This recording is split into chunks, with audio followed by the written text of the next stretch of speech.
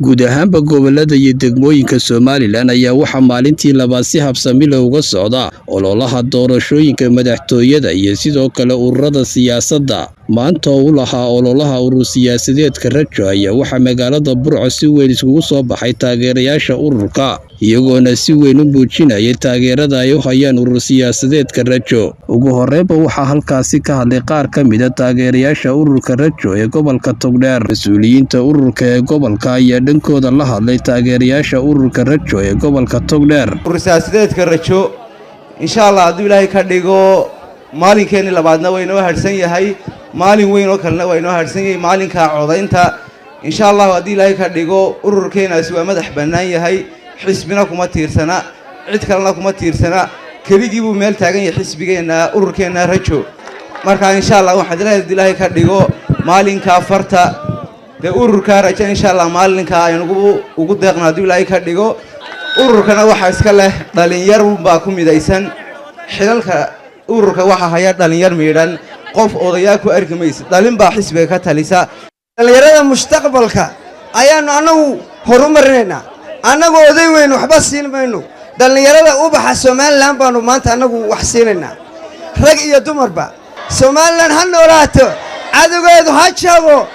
ilaahay waxaan ka baryayaa doorashada inaynu guulaysano wankana ku gallo. ururka Rajo wuxuu taagan yahay dhalinyarta Somaliland oo dhan min galbeed ilaa bari. gudoomiyaha ururka Rajo Cabdilaahi waraysiyadiisa qof aan dhageysan idguma jiro. gudoomiyuhu wuxuu ballan qaaday inaan siyaasiyiin cusub oo jiilka cusub oo dhalinyaro uu soo saari doono urur siyaasadeedka Rajo.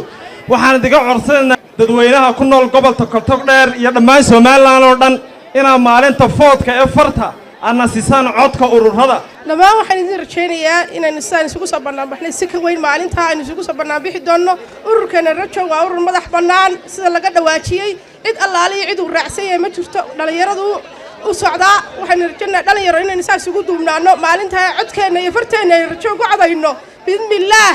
insha Allah guul baynu rajaynaynaa Cabdilaahi, guul aan dhammaan insha Allah baynu rajaynaynaa. gobolka Togdheer waxaan aad uga hadlayaa in gobolka Togdheer uu codka ugu badan uu ka helayo. horti Rajo waa guul wayna soo bixi doonaa insha Allah taala inaad farta ku taabataan Rajo waa balankada. waa ma isku raacnay dhalinyaro, waa ma isku raacnay aad baan mahadsantii. waxa weeye maanta xusbigana waxa weeye xusbi dhalinyarada u taagan, looma baahna oday yaro meel ka soo biriqleeya. maanta dhalinyaradu u taagan yahay. dhalinyaroy kuwii jaamacadaha ka soo baxay, kuwa kale nin walowba ka soo qaybgal Rajo. waar maanta Rajo maanta anigu reer abtigay ayaan dhiigga u shubayaa, dhiiggaan u shubayaa.